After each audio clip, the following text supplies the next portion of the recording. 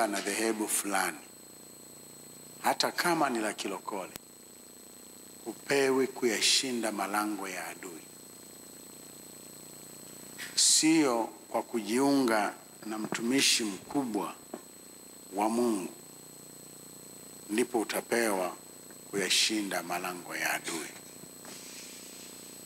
Sio kwa namna yoyote, labda umri katika kanisa fulani ndio unayashinda malango ya adui.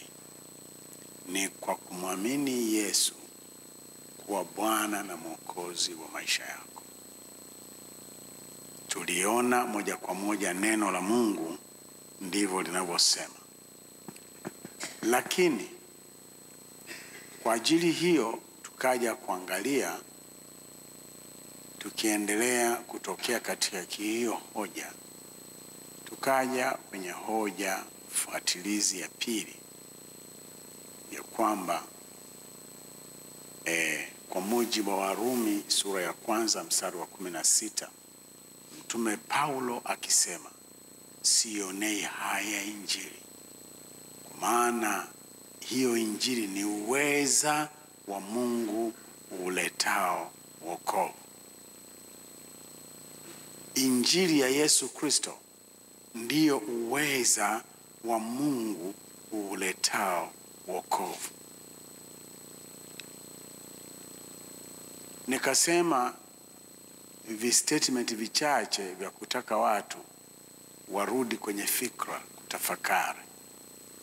Nikasema sala ya toba haimwokoi mtu.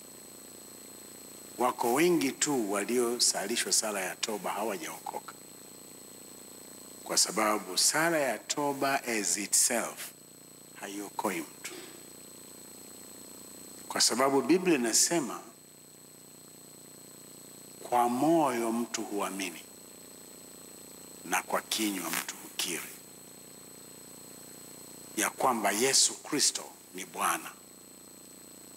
Hayo maneno Yesu Kristo ni Bwana yanafanana na maneno ya Mtume Petro alivyosema, wewe ni Kristo mwana wa Mungu aliye juu. Yanafanana na maneno ya Yohana wa 1 sura ya 5 mstari wa 1, aliyezaliwa mara ya pili na Mungu ni yule aaminia ya kwamba Yesu ni Kristo. Kwa hiyo sio mambo ya mchezo mchezo. Kwa hiyo mtu kumuongoza tu sala ya toba wakati ulichomwambia ni mambo ya pombe, sio kwamba ndio anaokoka, kwa sababu hajaiamini Injili. Habari za pombe, habari za zinaa hazimwokoi mtu. Kujua kwamba hiyo ni dhambi na anatubu, bado haokoki, kwa sababu kinachomwokoa ni Injili, na Injili ni habari za Yesu Kristo. Injili ni habari za Yesu Kristo. Inawezekana wako watu wanajiunga na dini ambayo haitaki watu wanywe pombe, lakini watakuwa hawajaokoka. Inawezekana watu wanajiunga na dini isiyotaka uasherati, lakini wanakuwa hawajaokoka. Kuokolewa inatokana na nguvu ya Mungu inayokuja kwenye maisha ya mtu baada ya kuamini habari za Yesu Kristo. Hivyo ndivyo Biblia inavyofundisha. Mimi nimehudhuria mikutano mingi sana, watu wakiwa wanahubiri, hawahubiri habari za Yesu. Wanahubiri habari za dini zao, wanahubiri habari za wakubwa wao, wanahubiri habari za mapokeo. Kile wanachokiamini kwenye dhehebu lao, hicho hakiokoi. Mtu akwambie toka asubuhi mpaka jioni mambo ya Sabato, huokoki. Huokoki kwa sababu umeambiwa mambo ya Sabato. Huokoki kwa sababu umeambiwa kuoa mke wa pili ni dhambi. Huokoki. Huokoki kwa sababu umeambiwa kulewa ni dhambi. Hauokoki. kwa sababu hata kabla hujaambiwa unajua. Hakuna anayekunywa pombe asiyejua pombe ni dhambi. Wote wanajua. Hakuna anayekuwa na mke mdogo, ana mke wa ndoa akawa na mke mdogo asiyejua kwamba anachofanya hicho ni dhambi.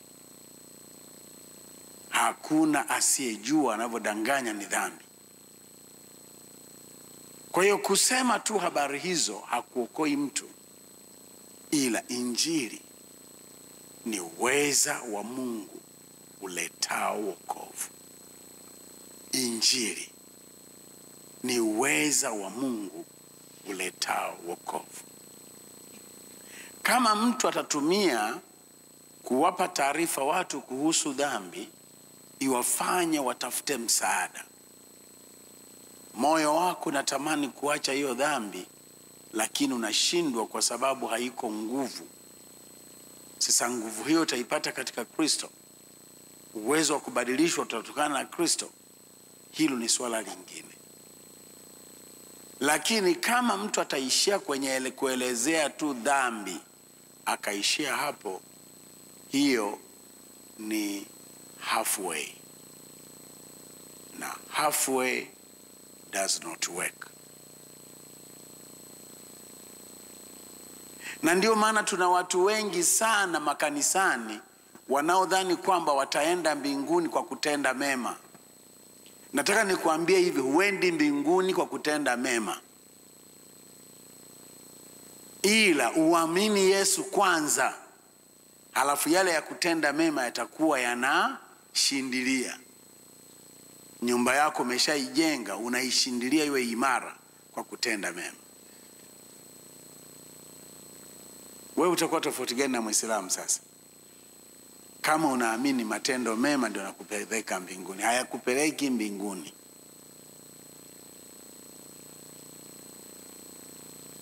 Mnavyoniangalia kwa macho makali, nataka uelewe ndio tuendelee. Bwana Yesu asifiwe sana. Punga mkono wako.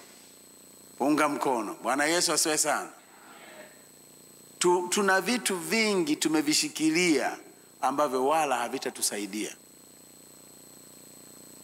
Unaanza kuokoka kwanza, ndipo unaanza kutenda mema.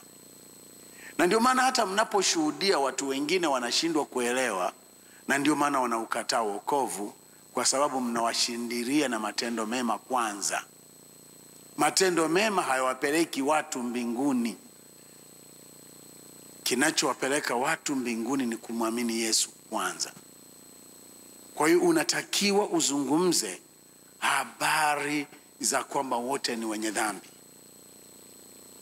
na kwa sababu ya dhambi wanakwenda jehanamu. Ni kweli, na kwamba hawawezi wakajiokoa isipokuwa kwa njia ya moja tu, Yesu Kristo, ambaye ameshachukua hukumu na hatia waliokuwa nayo. Waweke imani zao kwa Kristo. Yeye ndiye tiketi,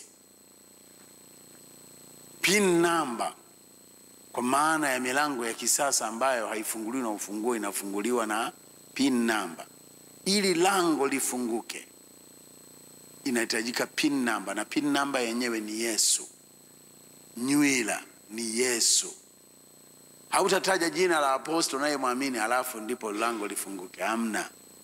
Hautataja jina la mtume unayemwamini au nabii unayemwamini ndio lango lifunguke. No. Hautataja kwamba mimi nilikuwa Calvary Assemblies of God halafu lango lifunguke. Hamna. Hautataja mchungaji wangu alikuwa Emmanuel ndio lango lifunguke. Hakuna. Wewe tunakujua sisi hapa. Ili ujulikane mbinguni, amini ya kwamba Yesu Kristo ni mwana wa Mungu aliye juu. Na maana yake umeamini Yesu ni Mungu na ni mwanadamu. Hicho ndicho kinachokuokoa. Yesu ni Mungu na wakati huo ni mwanadamu. Na kwa sababu hiyo alikufa. Kufa kwake kulikuwa anakufa mahali pangu, maana mshahara wa dhambi ni mauti. Nilipaswa nife, lakini Yesu akafa mahali pangu. Ninapomwamini hivyo, mauti yake inakuwa inafanya kazi maishani mwangu. Mimi sitakufa tena kwa adhabu ya dhambi. Sitatengwa na Mungu tena kwa sababu ya dhambi. Nimepatanishwa na Mungu kupitia Yesu Kristo. Sio kwa sababu sasa na matendo mema, hapana. Kwa sababu nimemwamini Yesu. Lakini ili imani yangu iendelee kuwa na nguvu na ifanye kazi, lazima nithibitishe kwa kuacha aina ya maisha nilikuwa naishi, nianze kuishi kwa ajili ya Kristo. Lakini usianze kujitahidi kuacha kwanza dhambi halafu eti ndo namwamini Yesu. Hapo ni vice versa. Na ndio maana utaona wokovu hauwezekani. Utakuwa ni mzigo kwenye maisha yako. So wapendwa wangu, tunapowashuhudia watu habari za Yesu, tuwe makini kuzungumza Biblia inavyofundisha.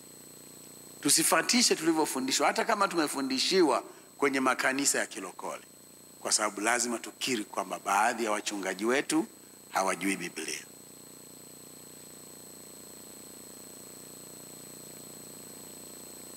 Punga mkono wako. Bwana Yesu asifiwe sana. Bwana Yesu asifiwe. Nikasema hivi, nazungumza hivyo ili tuwe pamoja, ili ninavyoanza kufundisha somo la leo tuende pamoja. Nikasema hivi, wale mnaobahatika mkawa na neema ya kutunga nyimbo, msitungie nyimbo za Ayubu, nyimbo sijui za nani, za Kayo, sijui nini, wala sisi tutungieni nyimbo zitakazotusaidia kutafakari tulichotendewa kwa mauti ya Kristo. Hicho ndicho kinachotupa power katika maisha ya kiroho. Tunashinda dhambi kwa sababu tumetafakari Yesu.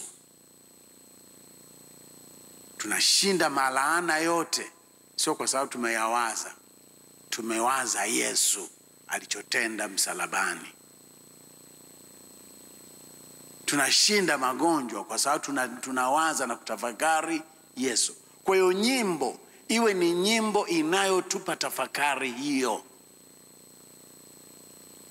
Maana injili ni uweza wa Mungu uletao wokovu kwa Myunani, huyu ni mtu msomi mwenye falsafa, na kwa Myahudi, mtu mwenye dini.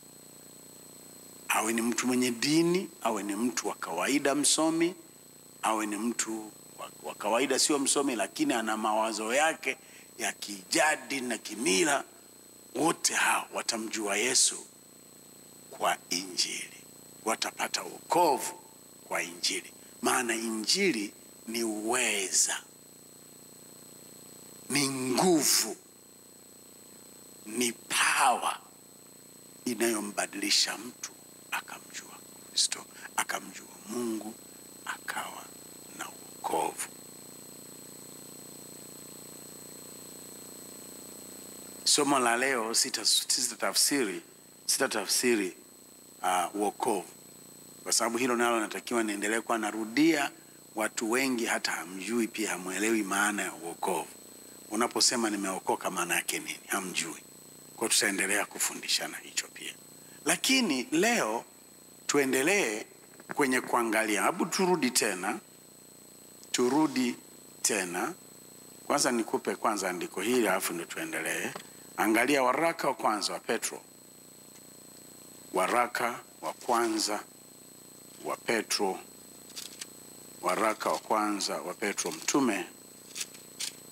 Waraka wa kwanza wa Petro mtume, sura ya kwanza.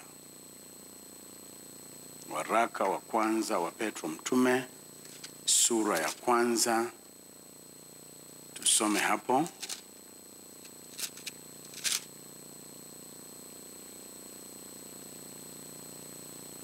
Waraka wa kwanza wa Petro mtume, sura ya kwanza, mstari wa 3.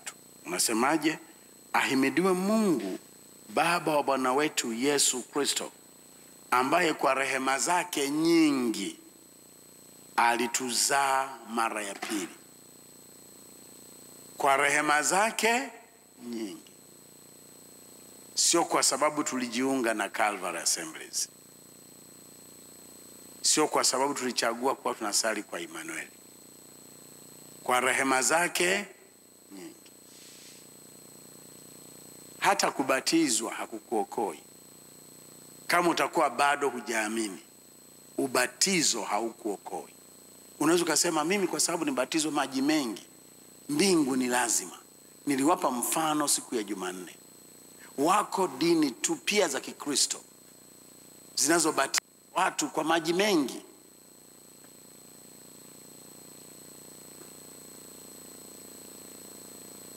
Nimekuwa napewa hekima ya kwamba nisiwe nataja majina, lakini wakati mwingine kutaja kunasaidia. Kuna dini za Kikristo na zingine zinazofanania Ukristo zinazobatiza kwa maji mengi, lakini watu wake wanakuwa hawajaokoka.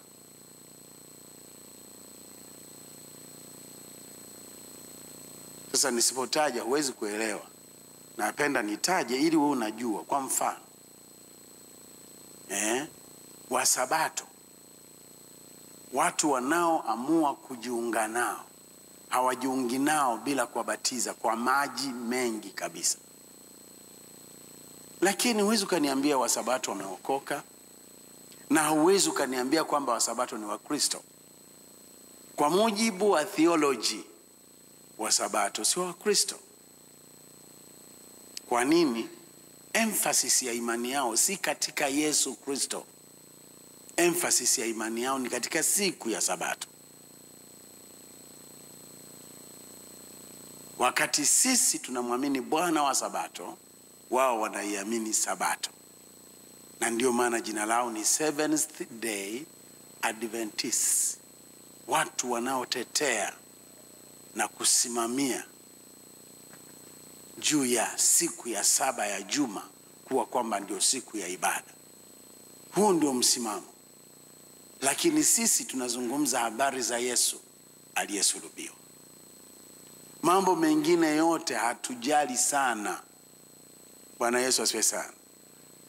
Hebu punga mkono wako basi. Unanielewa? Bwana Yesu asifiwe. Bwana Yesu asifiwe. Wapo wa AIC. Wa AIC mafundisho yao ni mazuri tu. Lakini sasa kuna upungufu. Mini wanachofundisha kinaelekea kinafanana, lakini wana upungufu wa kuyaamini. Wanajulikana mlevi anatengwa, wa AIC wako serious. Anayefanya hivi na hivi anatengwa, lakini hawajaokoka. Uhakika ni maisha wanayoyaishi watu wengi tu, na wanachokisimamia katika kusimama na imani. Bwana Yesu asifiwe sana. Kwa hiyo si kwamba ukibatizwa wakati hujaamini katika Yesu, aaminie na kubatizwa ataokoka. Lakini wewe umeamini mambo tu ya juujuu, uokoki hata kama umebatizwa. Kusali na waliookoka ni jambo la muhimu sana, lakini haimaanishi kwa kuwa umejiunga na kanisa la walokole wanahubiri wokovu kila mara ndio maana umeokoka. Utakuwa hujaokoka.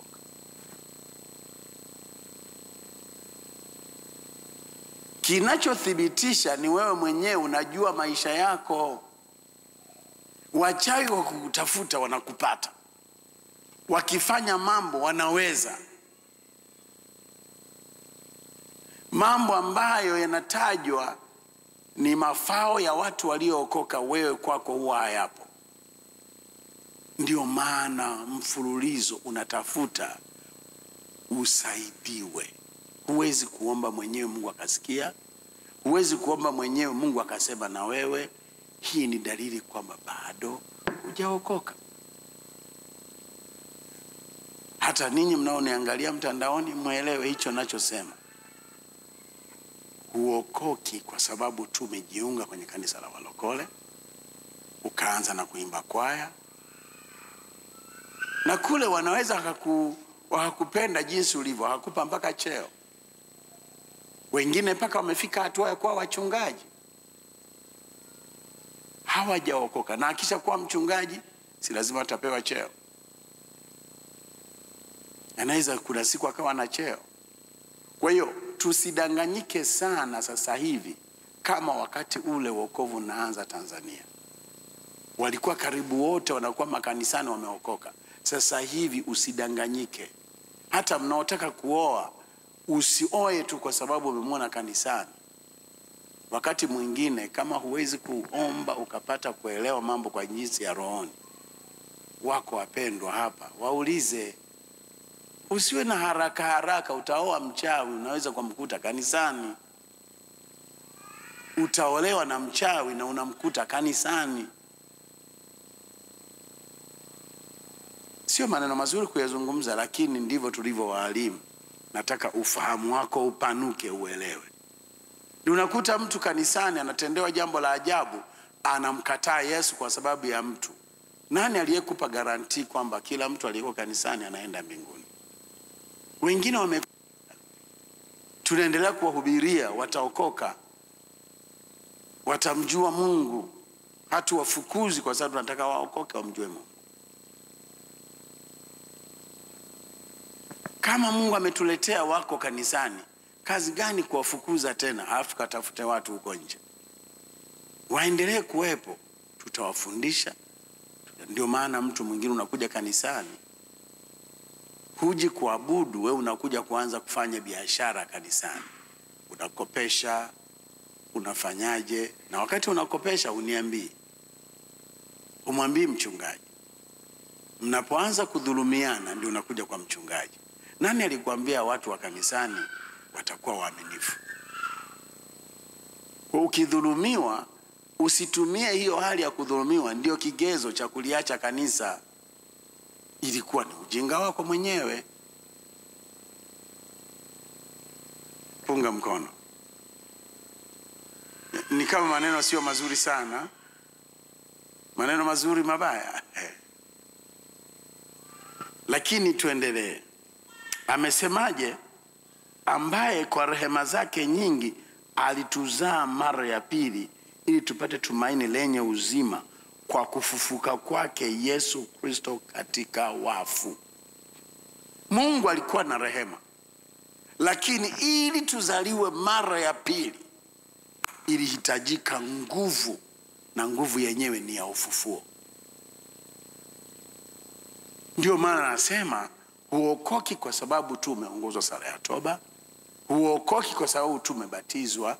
Kama utakuwa hujaamini injili ya Yesu Kristo, na injili ya Yesu Kristo ni habari za Yesu mwenyewe, sio habari za askofu. Sio kwa sababu ulikutana na mtu akakwambia upungufu wa dini yenu na imani ulionayo, akaishia hapo, ukashawishika, ukaanza kumfuata anavyoamini, ukasema kwa namna hiyo umeokoka. Utakuwa bado hujaokoka. Ili uokoke, Biblia imesema uamini moyoni. Unaamini moyoni kwamba Yesu ni Bwana, Yesu ni mwana wa Mungu, Yesu ni Kristo. Kwa sababu unaamini Yesu ni Mungu, ingawaje ni mwanadamu. Hakutenda dhambi maisha yake yote duniani, lakini alikufa msalabani. Alipokufa hakubaki kaburini, alifufuka. Kwa sababu alifufuka, inathibitisha yeye ni Mungu. Kwa sababu hakutenda dhambi, inathibitisha yeye ni Mungu. Na tendo la yeye kufa ilikuwa ni kwa ajili yangu. Alikufa kwa sababu ya makosa yangu. Hilo lilikuwa ndio deni langu. Deni langu mimi kwa sababu ya dhambi ilikuwa ni mauti. Sasa kwa kuwa alikufa na kifo kinashikilia wote ambao ni mateka wake, lakini Yesu hakushikiliwa, akatoka kwa wafu. Hii ni uthibitisho dhambi yangu imeshalipwa.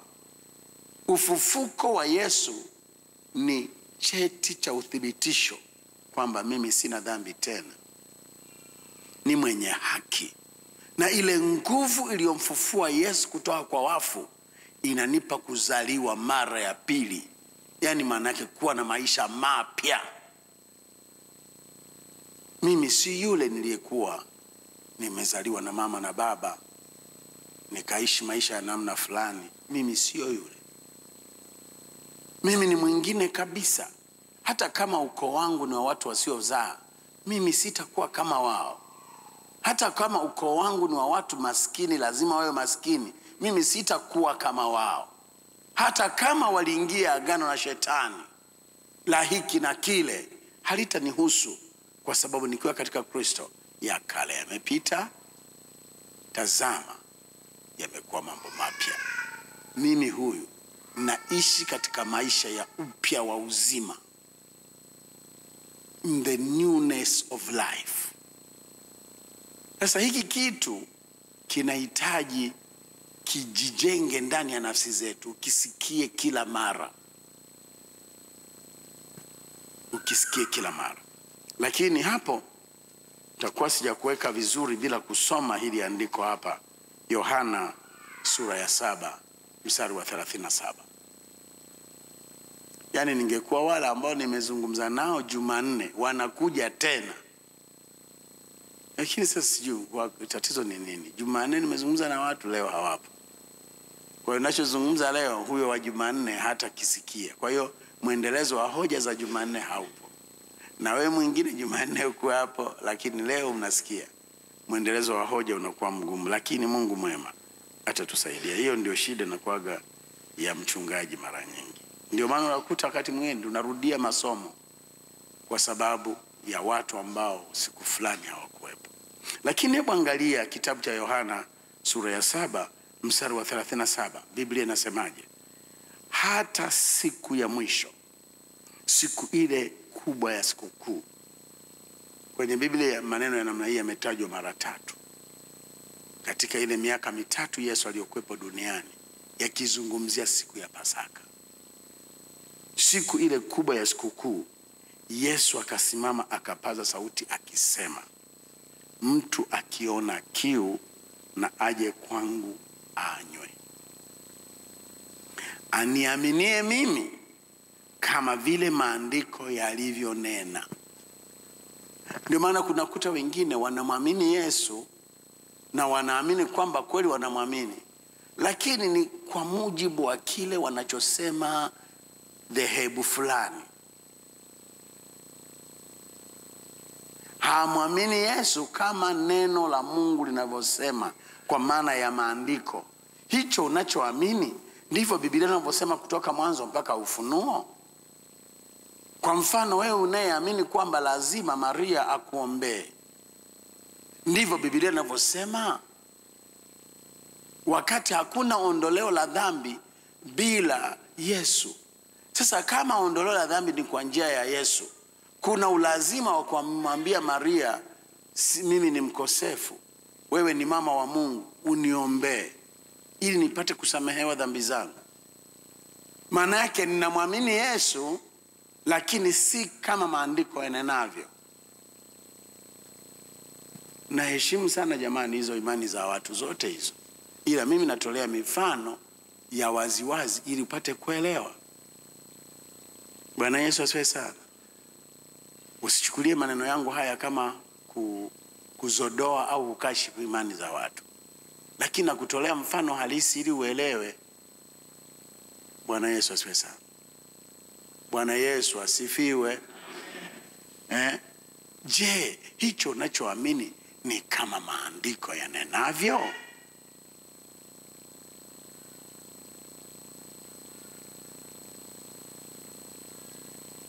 Hiyo ya kuwa mwaka 2024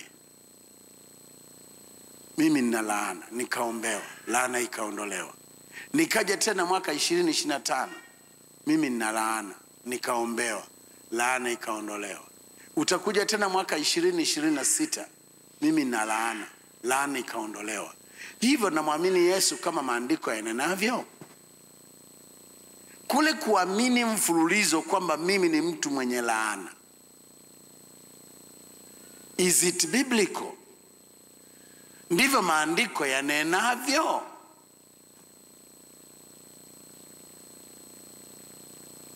Leo hii nilikuwa namwangalia mhubiri mmoja, kwa sababu muumini mmoja alicheka kanisani, na kwa sababu alicheka akatamkiwa laana ya kwamba hutazaa tena. Lakini hiyo laana isiweko, kukawekwa vitenesi hapo mbele, aje apige magoti au anavizunguka, avizunguke mara 20. Hiyo laana itakwenda kuvunjika. Unavozunguka endelea kuhesabu. Amwaminie Kristo kama maandiko yanenavyo. Hicho kinachofanyika, is it biblical? Unajua, imefika hatua hata imani nyingi tu za kilokole hatumwamini Yesu kama maandiko navyo. Tunamwamini Yesu kama atakavyo nabii wetu, kama atakavyo mtume wetu, lakini sio kama maandiko yanenavyo. Bwana Yesu asifiwe sana. Kama maandiko yanenavyo.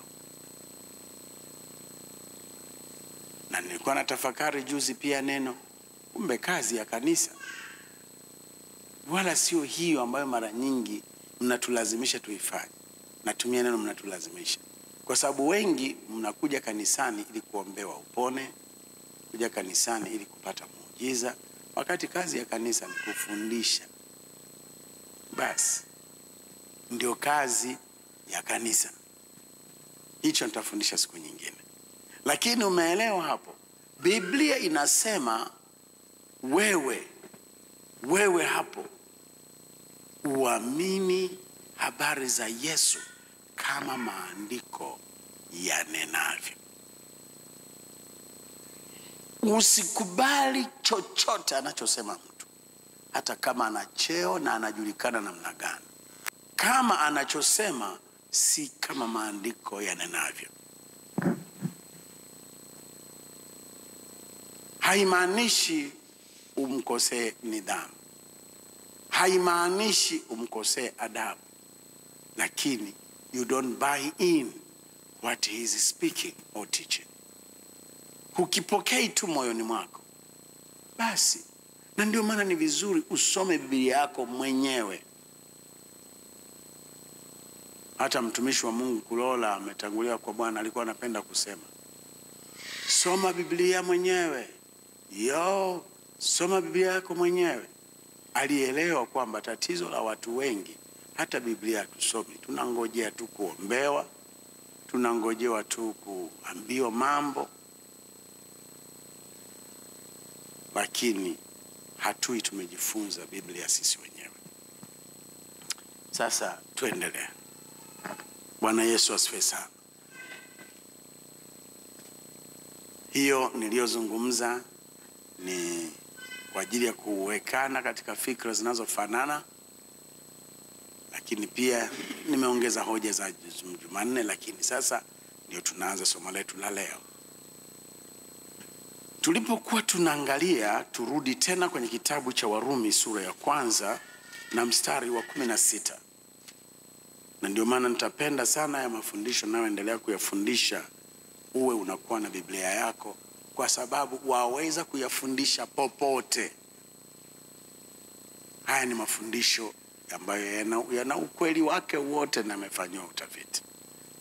Kwa hiyo yako hivyo ndivyo Biblia inavyofundisha, ndivyo Biblia inavyofundisha. Kitabu cha Warumi sura ya 1 na mstari wa 16, Biblia inasema, kwa maana sionei haya Injili, kwa sababu ni uweza wa Mungu uletao wokovu kwa kila aaminie, kwa Myahudi kwanza na kwa Myunani pia. Kwa maana haki ya Mungu inadhihirishwa ndani yake toka imani hata imani, kama ilivyoandikwa, mwenye haki ataishi kwa imani. Ukiwa na neno hilo hilo kichwani mwako, tunasoma Warumi sura ya 10. Warumi sura ya 10 mstari wa 8.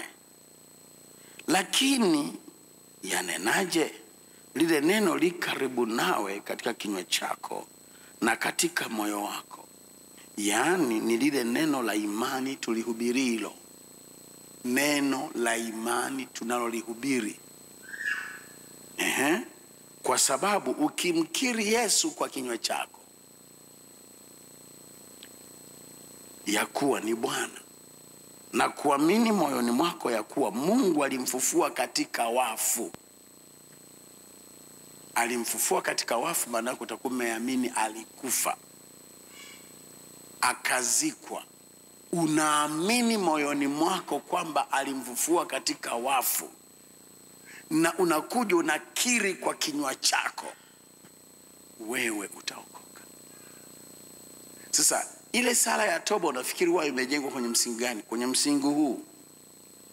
Lakini wengi wanafanyishwa hiyo sala wakati bado hawajaamini.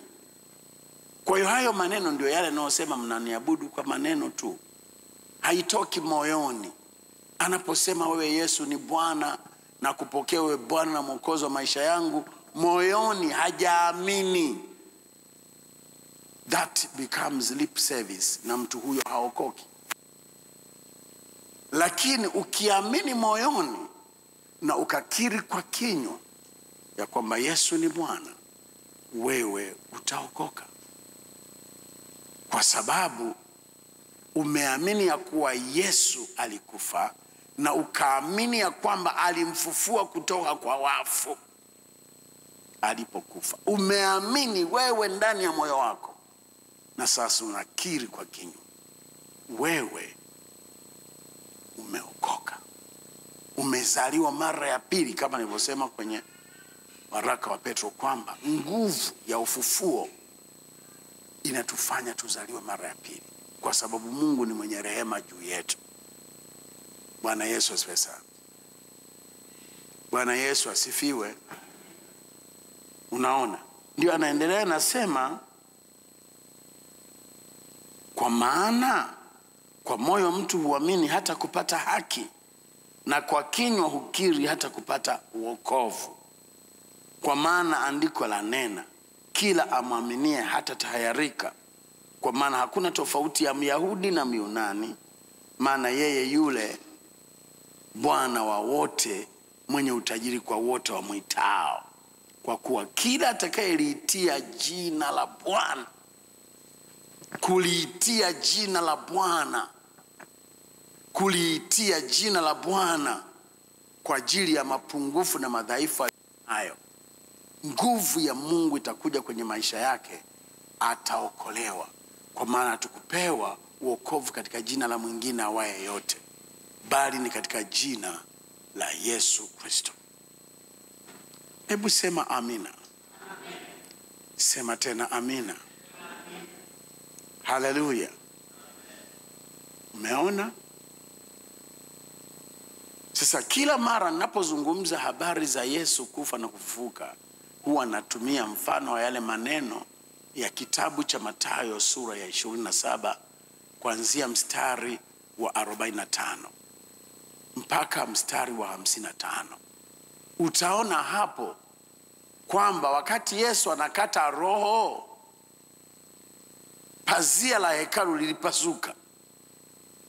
Kwa hiyo ile hali ya kutengwa wanadamu na Mungu wao ikawa ndio mwisho wake.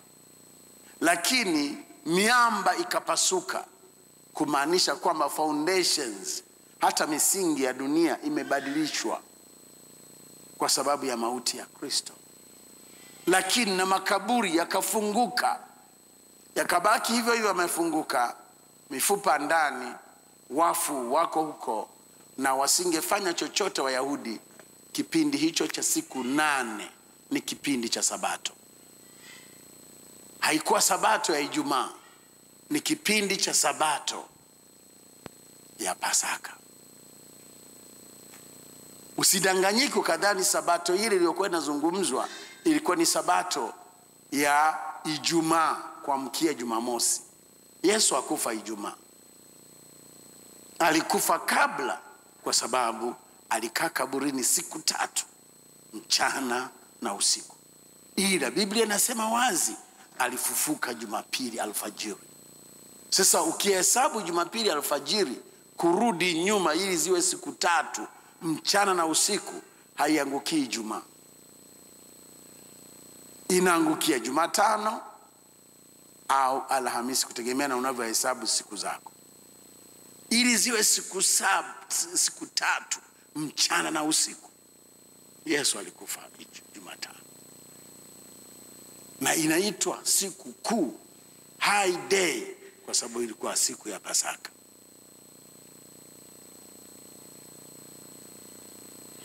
Na unaona kabisa wainjilisti wote 4, Mathayo, Marko, Luka, Yohana, wanazungumza habari za Yesu kula chakula kinachoitwa mikate isiyotiwa chachu, iliyokuwa inaliwa siku ya Pasaka. Na Yesu akatolewa afe siku hiyo inayoanza, mfano wa yule kondoo aliyechinjwa siku wana wa Israeli wanatoka Misri. Kwa kuwa Yesu ni mwana kondoo aichukuaye dhambi ya ulimwengu, ni mwana kondoo azuiaye mauti iliyotakiwa iwe juu yetu, akaichukua yeye. Kama mwana kondoo katika Misri alivyowaokoa Misri na mauti iliyokuwa inapita, ndivyo mwana kondoo Yesu ametuokoa sisi na mauti iliyokuwa imeletwa sababu ya dhambi. Sasa kinachotuokoa ni imani katika yale yaliyotendwa na Mungu kwa ajili yetu kupitia mauti ya Kristo. Nikasema tuna namna 7 tofauti ambayo hiyo nguvu inayotajwa ya Injili ni uwezo wa Mungu uletao wokovu ilivyoachiliwa duniani. Nguvu namba 1 ni ya Mungu kuvaa mwili. Kuna nguvu iliachiliwa kwenye ulimwengu wa roho. Na Biblia inasema kwenye kitabu cha Luka sura ya 1, tutakuwa tunatoa highlights tu kwa sababu tukienda kwa undani sana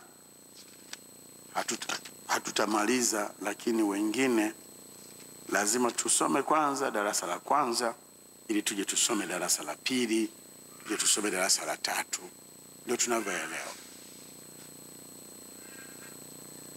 Hata sayansi tulianza kufundishwa kidogo kidogo mpaka tukaja kujua mambo makubwa, tulianza kidogo kidogo. Kwa hiyo hivi ninavyokupa utaendelea kuelewa.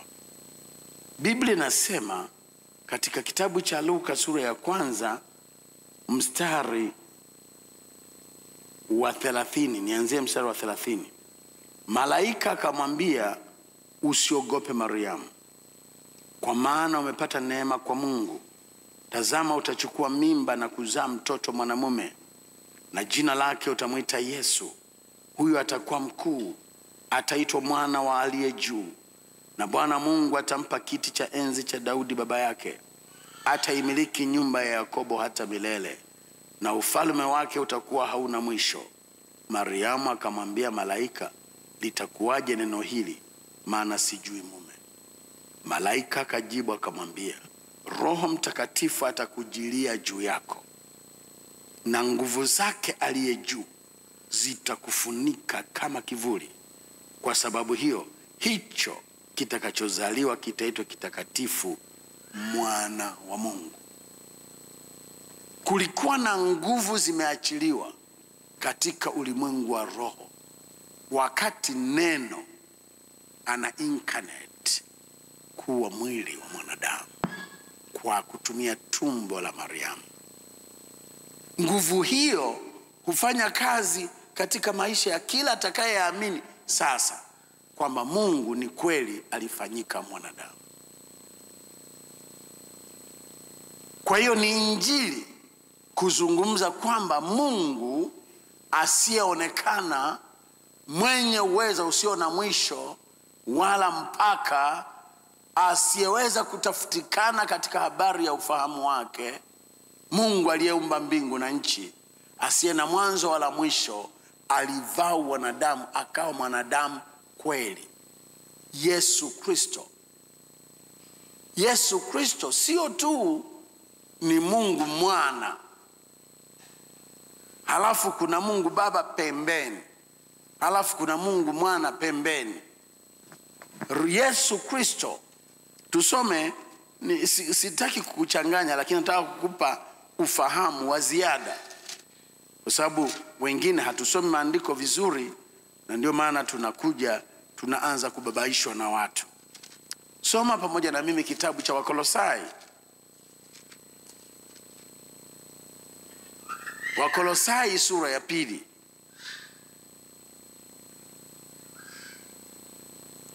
Tusome kuanzia mstari wa 8. Angalieni mtu asiwafanye mateka kwa elimu yake ya bure na madanganyo matupu, kwa jinsi ya mapokeo ya wanadamu. Kuna vitu mnavyovishika na kuvishabikia vingi sana kwenye haya mambo ya Ukristo, hata ya ulokole. Ni mapokeo ya wanadamu. Usisuke nywele, lazima uvae gauni refu mpaka chini, sijui lazima usiende saluni, sijui usijipake mafuta huko nyuma huko. Nafikiri Dr. Mwilawa anakumbuka, wanawake walikuwa wanazuia kupaka lotion zinatoka kuzimu. Unaona mambo kama hayo ni mapokeo tu ya watu. Bwana Yesu asifiwe sana. Wewe mtumishi wa Mungu umeokoka, usivae jeans. Ni mapokeo ya watu.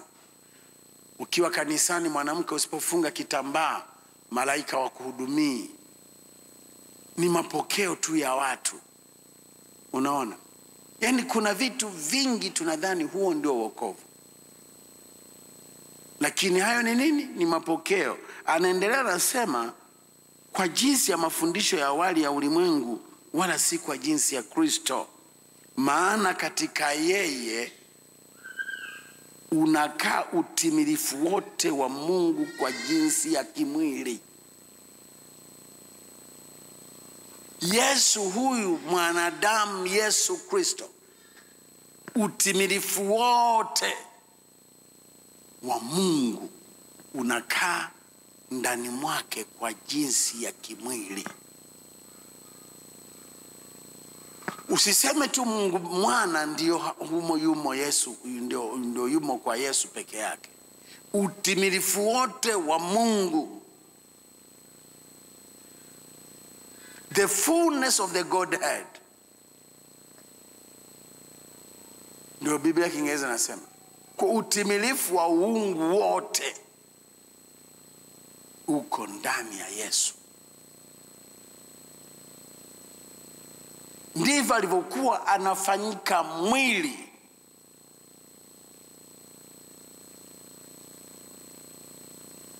Kwa hiyo huyo anayeitwa Yesu Kristo, kufanyika ni Mungu, kufanyika mwanadamu ni Mungu anakuwa mwanadamu, lakini haachi kuwa Mungu.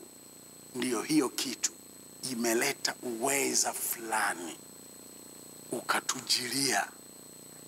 Hivi unajua, kabla Yesu hajazaliwa na kabla Yesu hajapaa mbinguni baada ya kumaliza gharama ya msalaba, unajua kwamba uungu ulikuwa Mungu Baba, Mwana na Roho Mtakatifu, hata kabla Yesu hajazaliwa. Lakini sasa mwanadamu yuko katikati ya uungu. Maana baada ya Yesu kuzaliwa akafa msalabani, hajawahi kuacha ule wanadamu wake, yuko nao mbinguni katika utatu wa uungu. Lipate kutimia lile neno la Mungu pamoja na wanadamu, na wanadamu pamoja na Mungu. Yesu Kristo amesababisha sasa katika ule uungu ule yuko mwanadamu Yesu Kristo, ambaye yeye ndiye mpatanishi kati ya Mungu na mwanadamu. Uhitaji mtu mwingine wa kukuombea, na unapoomba upaswi kuwa na mashaka maombi yako yanaweza kazuiliwa hapo juu. Niliwahi kusikia mahali fulani watu wameambiwa watafanywa maombi na watoe sadaka nzuri, kwa sababu maombi yao yanaweza kuwa yametekwa na malaika wa giza. Sasa nabii amekuja na ufunuo wa kufanya maombi yako yaliyotekwa na malaika wako aliyetekwa aachiliwe kwa dhabihu maalum. Amwaminie Yesu kama maandiko yanenavyo. Haya mambo tunapoyaamini, tunayaamini sawa sawa na maandiko yanenavyo. Watakuja na shuhuda, lakini shuhuda hazithibitishi maandiko.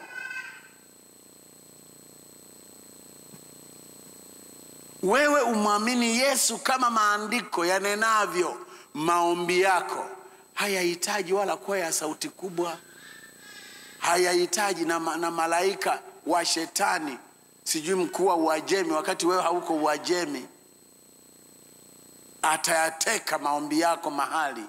Haiwezekani, kwa sababu wewe umeketishwa pamoja na Kristo, mkono wa kuume wa Mungu Baba. So ukifanya tu hivi, Yesu, naam, nataka shati, naam. Bwana Yesu asifiwe sana. Maombi yako hayawezi kutekwa.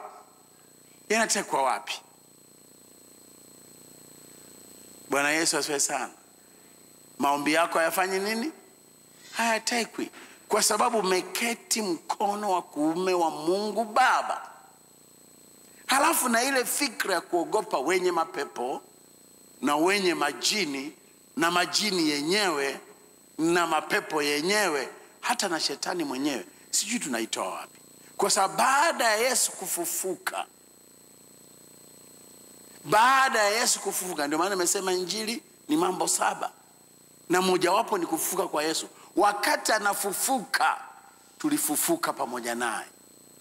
Wakati anapaa, tulipaa pamoja naye, tukaenda kuketi naye kwenye kiti cha mamlaka, na miguu yake iko chini, miguu yake inakanyaga mapepo, principalities, powers, rulers of this darkness, na mapepo wengine wote wako chini yetu. Amesema amefanya hivyo kwa ajili ya kanisa, na kanisa ni nani? Ni wewe. Sasa unapoanza kuwaza juu ya shetani aliyejiinua, juu ya shetani ambaye anakuja kukutesa nyumbani, ukawaza hayo badala ya kuwaza alichofanya tayari Mungu katika maisha yako, you are not believing. Humwamini Yesu kama maandiko yanenavyo. Ndio maana unaendelea kuwa katika mateso, na utaombewa miaka na miaka. Utaombewa na watu wengi, watakumiminia mafuta mpaka pipa la mafuta. Hautakuwa na msaada, kwa maana kinachofanya kazi sio maombi. Nilishawahi kuambia watu, hakuna kinachofanya kazi kwa sababu umeombewa na nabii au mtume. Hata maombi yako mwenyewe hayafanyi kazi kama hujaamini kwanza. Ili maombi yafanye kazi, amini kwanza. Maombi yako hayana nguvu na hayawezi kufanya kitu kama huamini. Ndio maana unaweza ukaenda mlimani ukarudi umepagawa, na mwingine akawa ameomba nusu saa tu akawa na ushindi. Sikuvunji moyo kwamba usiombe, lakini amini kwanza. What you pray, na maana ya kuomba, you are drawing power from the cross of Calvary. Unachochukua hapo kwenye msalaba wa Kristo ule wa Calvary, wewe huchukui kitu kipya, unakea kilichofanyika Yesu alipokufa msalabani.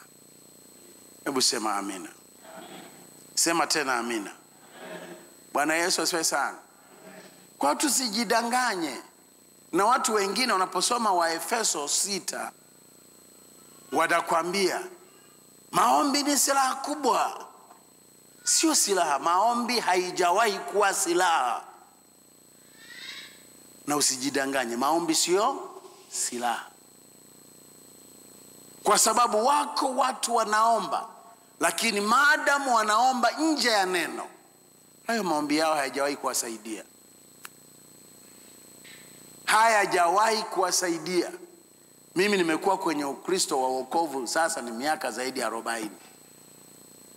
Wanakuwako waombaji ambao ni tatizo kanisani na maishani mwao ni matatizo, na mtu hawezi hata kutamani maisha yake, lakini ndio muombaji namba 1. Why? They don't believe the Bible. Ndio waanzilishi wa matatizo makanisani, ndio waanzilishi wa maunabii ya uongo. Why? They don't believe in the Bible. Amini kwanza neno la Mungu, halafu maombi yako yatakuwa ya kuteka kilichofanywa tayari na Kristo. Maombi ya hivyo yana nguvu na yana matokeo.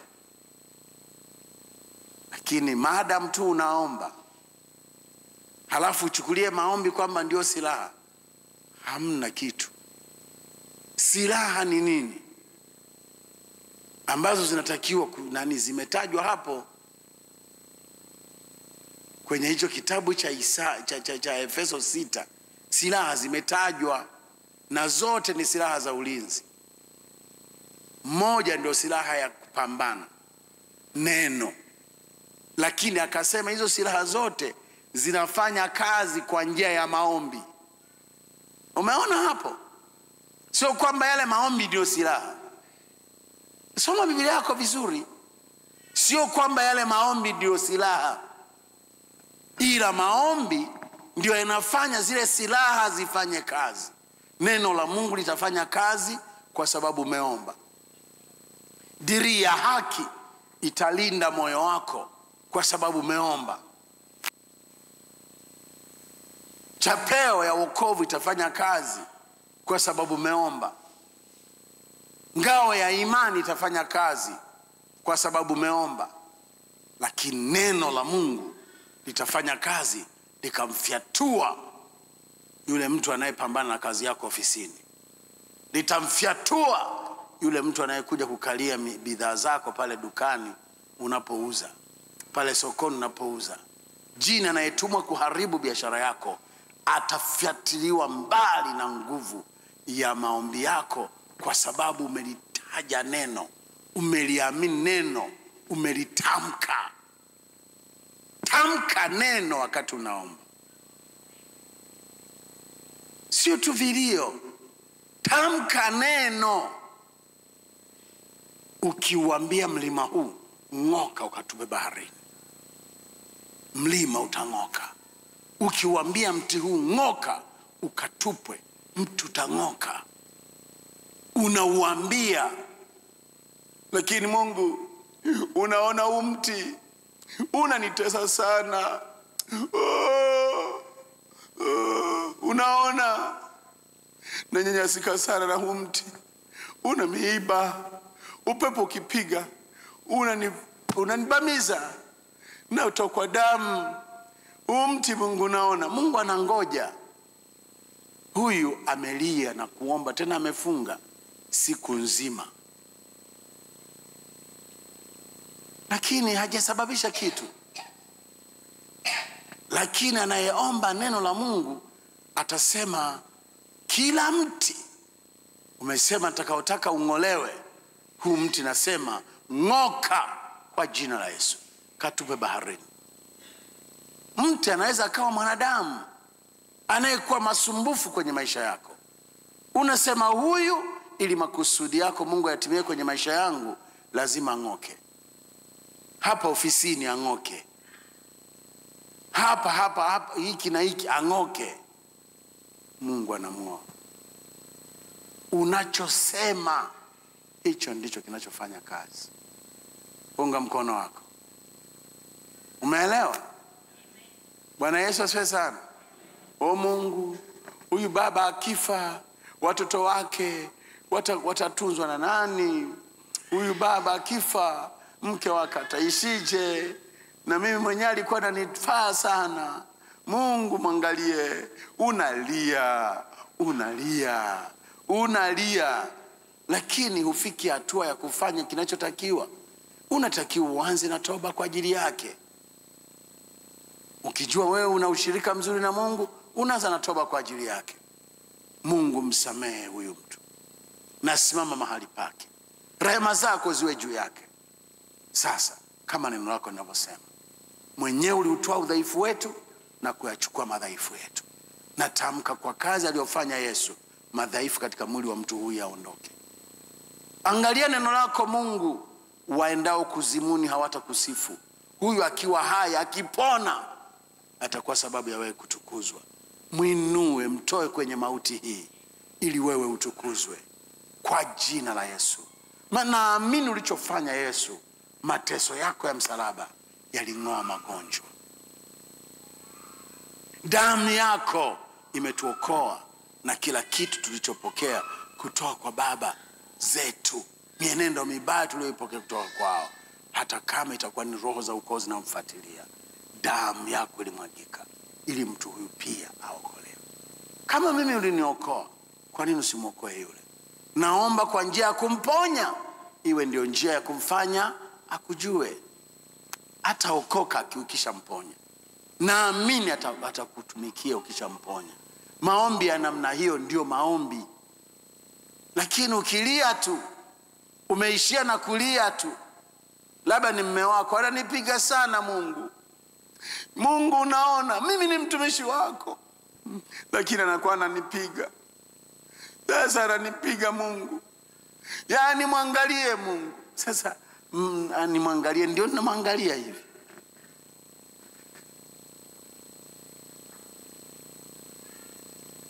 Mimi namwangalia Mungu afanye chochote. Mtumishi wa Mungu mmoja jina lake Kenneth Hagin alishalala na Bwana. Siku moja Yesu mwenyewe alimtokea, akawa anazungumza naye, lakini likaja lipepo, na alijua ni lipepo, likasimama Yesu hapa, likakaa katikati. Halafu Kenneth Hagin, labda kama Kenneth Hagin ndio mimi, ili mtu lingine liko hapa katikati, linapiga makelele. Yesu anamfundisha kitu Kenneth Hagin, lakini yeye anapiga makelele.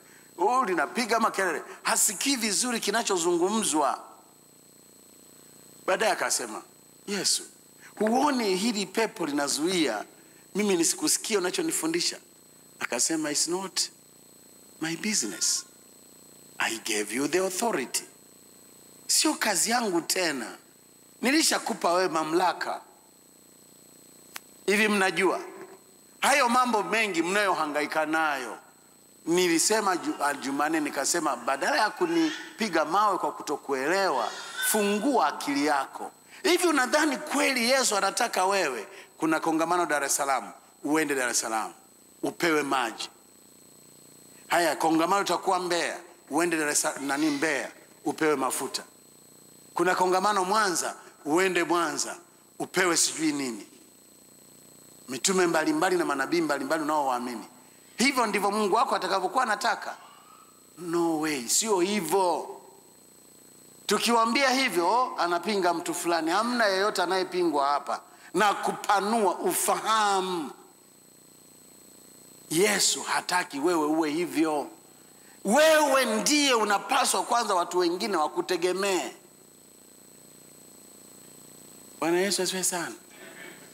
Kwa jina la Yesu, wewe utapambana na chochote kilichoko nyumbani mwako, au kwa wazazi wako, au kwa watoto wako, au ofisini mwako.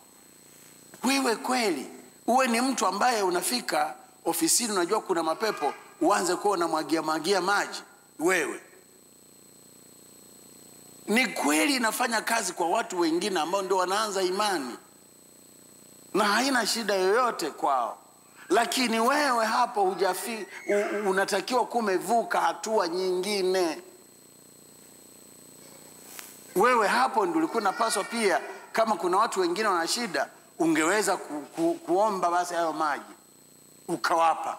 Sio wewe uende. Sasa hivi kuna nyumba zingine ziani ni kabati zima limejaa maji ya tarehe fulani, maji ya tarehe fulani.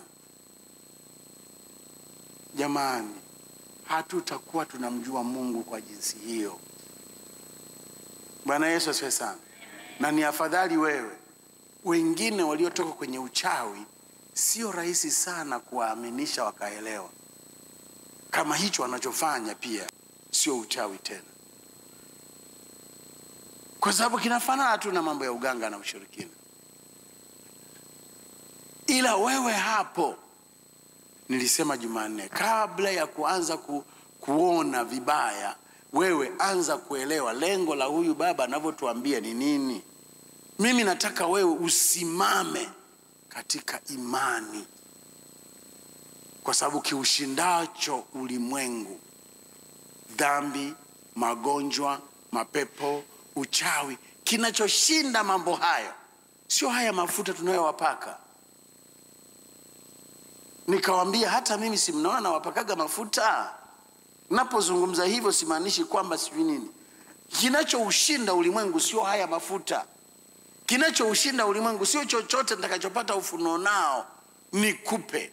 Kinachoushinda ulimwengu ni wewe kuamini ya kwamba Yesu ni mwana wa Mungu. Na hili jambo la muhimu uendelee kulitafakari usiku na mchana, ili nguvu ya Mungu ijizalishe ndani mwako, itaka kufanya umshinde shetani. Ukisema kwa jina la Yesu, pepo asikie na atii. Sio mpaka umuite Emmanuel hapa, sio mpaka mtume fulani umuite aje. Wengine mpaka mmefundishwa kusema, mwe mnasema Mungu wa nani sijui. Kuna dhehebu fulani hapa Tanzania walishaambiwa wao wanaita Mungu wa fulani. Kama hivi mimi niwaambie nyie, mwe kila jambo mkiona vipi, ita tu Mungu wa Emmanuel. Inatokea kwa sababu ni mambo ya imani, lakini kama utabobea kwenye eneo hilo, tayari umetoka kwenye msingi. Mambo ya siku moja, siku mbili, yasiwe ndio msingi wa kila siku. Bwana Yesu asifiwe sana. Tutajifunza kidogo kidogo, najua utaelewa. Bwana Yesu asifiwe sana. Huyu Yesu tunayemzungumza ni ukamilifu wa uungu ndani mwake. Ndio maana unavomjua, unamjua Baba, unamjua Mwana, unamjua Roho Mtakatifu. Sijui umeelewa? Unavomjua Yesu Kristo, unamjua Mungu Baba, unamjua Mungu Mwana, unamjua na Mungu Roho Mtakatifu. Na mambo mengine yo mengi. Sasa huyu Yesu ambaye tunaamini ni Mungu akauvaa wanadamu, alikufa. Kabla ya kufa aliteswa. Iko nguvu iliyoachiliwa kwenye ulimwengu wa roho wakati anateswa. Inaitwa nguvu ya kuteswa kwake. Na imeelezwa kwenye Isaya 53. Imeelezwa kwenye Mathayo 27. Nguvu ya kuteswa kwake. Lakini alivyoteswa alikufa, iko nguvu ya kufa kwake. Alivyokufa alizikwa baada ya siku 3.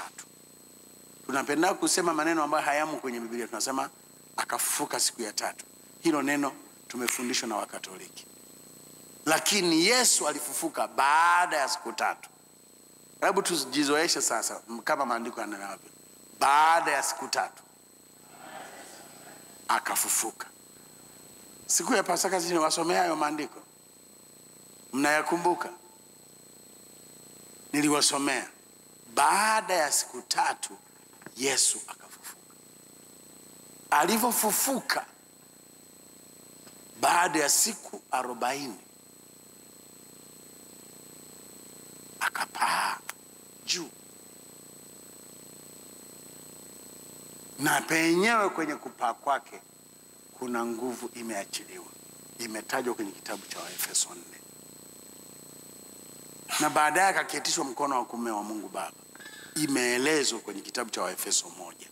Sasa tutaendelea kuangalia kimoja baada ya kingine, sio na wasiwasi. Nitazungumza kidogo kidogo. Njoo katikati ya wiki, sitakuwa nazungumza Jumapili. Njoo katikati ya wiki tujifunze wokovu wako uwe ni wokovu ambao sio wa kubabaishwa. Ili hata kama utaanza kutumika, unatumika katika misingi inayoeleweka. Bwana Yesu asifiwe sana. Bwana Yesu asifiwe. Punga mkono wako. Sema haleluya. Sema tena haleluya. Nitakupa mfano mmoja tu. Muda wangu bado mzuri. Nitakupa tu mfano mmoja. Kuna binti mmoja alikuwa ameolewa huko Dar es Salaam. Mama mkwe wake akawa hampendi. Kumbe mama mkwe huyu ana ujanja. Nikisema ujanja ni mchawi. Kwa hiyo akamloga mkwe wake. Alivyomloga akamfanya asizae. Na kwa sababu hiyo pia, kwa sababu kijana wake alimpenda sana yule binti, akatengeneza majiografia, yule kijana akapoteza kazi. Halafu akamtengenezea kuwa naumwa sana tumbo huyo dada. Tumbo linauma, hawezi kula. Sasa akaanza kuwa anakwenda sasa kwa walokole wamwombee. Anaenda kanisa hili, anaombewa. Anaenda kanisa hili, anaombewa. Unaona? Kila akiombewa, alikuwa anaenda kwenye makanisa wanayoamini sana mapepo kuzungumza. Wao wakawa wanaenda hapa, mapepo yanazungumza. Lakini hayaondolewi, anarudi nyumbani na shida yake. Ameenda kanisa hili, ameenda kanisa hili, ameenda kanisa hili. Akaja akaenda kanisa moja ambalo wao sasa ilikuwa funga kazi. Wakamwambia hiyo pete ni pete ya majini. Pete ya ndoa kama hii ambayo mimi alinipa huyu mdada hapa mnamwona, alinivisha pete hii. Sasa uende mahali uambie hiyo pete ni pete ya majini. Akaiacha hapo, lakini bado mapepo yale na mateso aliyokuwa nayo hayakuondoka.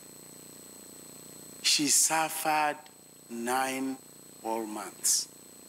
Aliteseka kwa miezi 9. Sehemu nyingine anaambiwa hutamuona mtumishi mkuu wa hapa mpaka utoe pesa kiasi fulani. Na yeye hana. Lakini wale watumishi wanamwombea, mapepo yanapanda, yanaanza kusema. Lakini hawayatoi. Sasa mama yake ni Mnyakyusa. Baba yake ni askari. Wakati huo walikuwa na Kanje Dengo. Wakawa wanatusikiliza redioni. Yule mama alienda kwa wale wa tiba mbadala wale. Alienda kule akaambiwa maini, figo, sijui nini vimeoza vyote. Akakimbilia hapa. Ametusikiliza radio na akakimbilia hapa. Tukamwombea, akapona kabisa shida zake. Alivyoona amepona, akampigia simu mtoto wake, akamwambia sio kila kitu kizuri kiko Dar es Salaam. Usiendelee kuhangaika huko, njoo basi ujaribishe na huku Dodoma. Kuna kanisa, kuna mchungaji wanaombea watu na wenye shida zinafanya nini? Zinawaachia.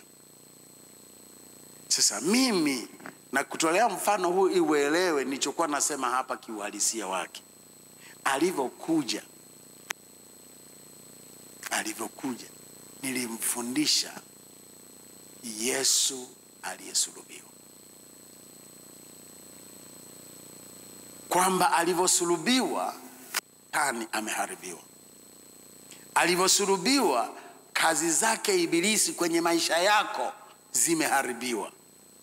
alivyosulubiwa, mapepo wenye nguvu juu yako anywa mamlaka.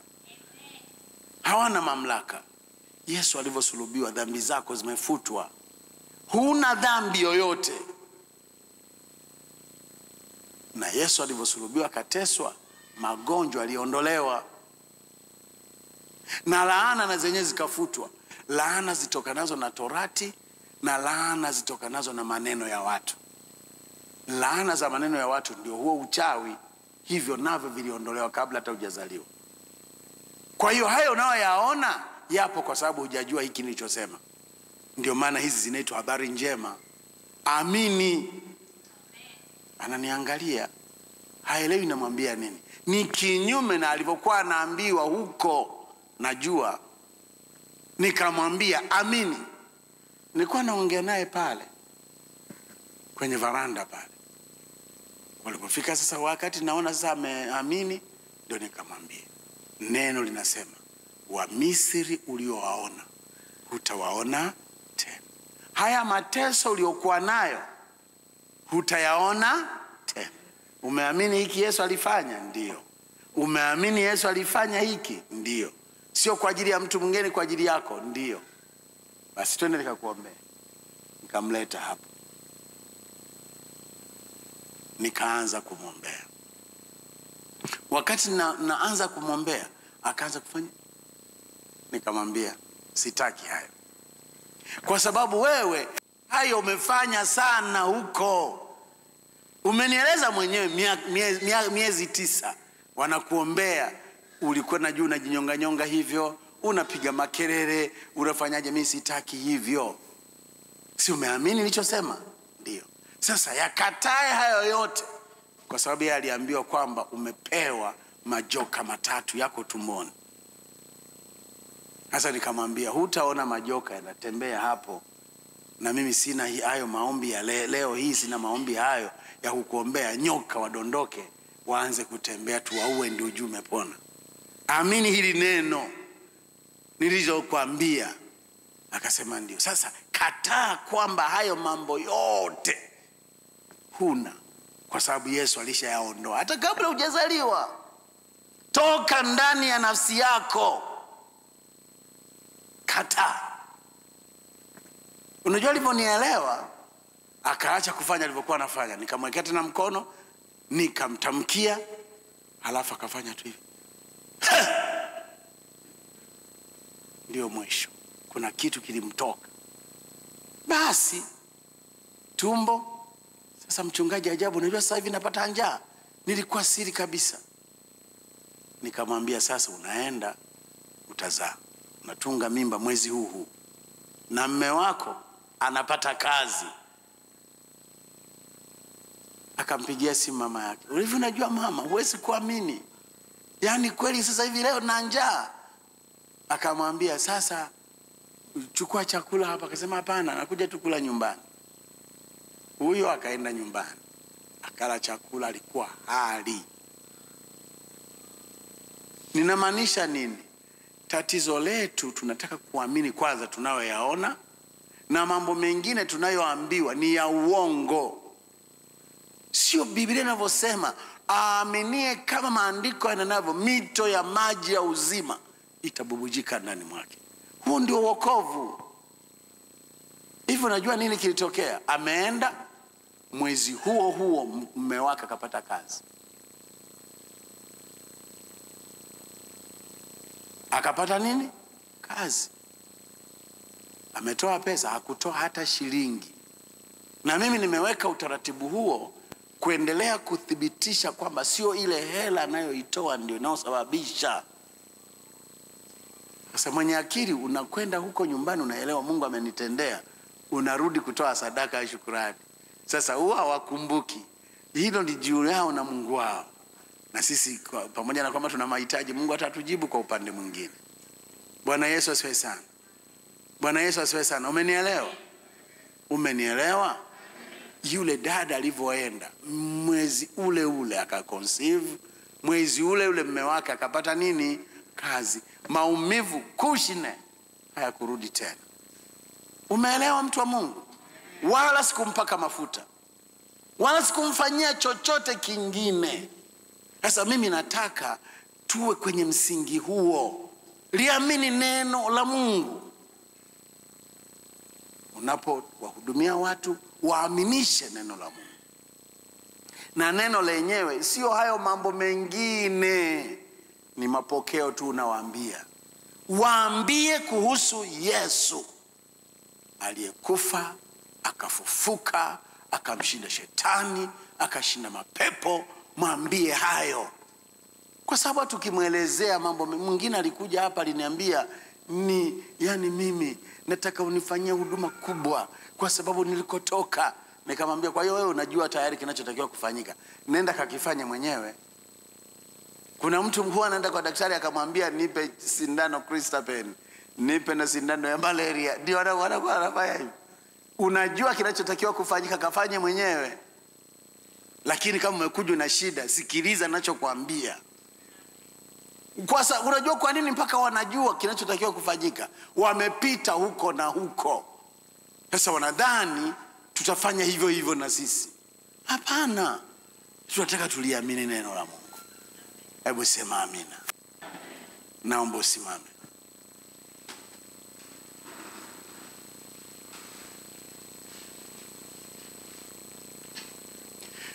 Nyosha mikono yako miwili juu. Sema, Mungu Baba, naomba uendelee kunifanya kumjua Yesu. Nimjue Yesu na alichokifanya kwa ajili yangu kwa njia ya mauti yake ya msalaba, kwa njia ya kufuka kwake, na kwa njia ya kupaa kwake, hata alivyowekwa mkono wa kuume wa Mungu Baba, na jinsi atakavyorudi kwa hukumu walio hai na walio wafu. Nipe kujua huo uweza, na huo uweza utende kazi ndani mwangu, na kwa huo niwasaidie wenye shida. Kwa huo mimi mwenyewe unisaidie, niondokane na matatizo mbalimbali ninayoyaona maishani mwangu. Nisaidie Baba, kwa jina la Yesu. Baba Mungu, ametume na manabii na waweka watu hawa mikononi mwako. Naomba kweli hii iendelee kufanya kazi katika maisha ya wanao.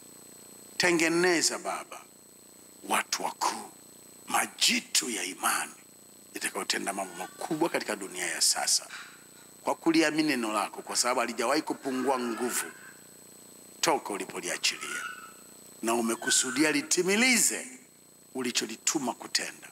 Naomba basi litende katika maisha ya watu hawa, katika jina la Yesu. Wema wako pamoja nasi sote, katika Kristo Yesu Bwana.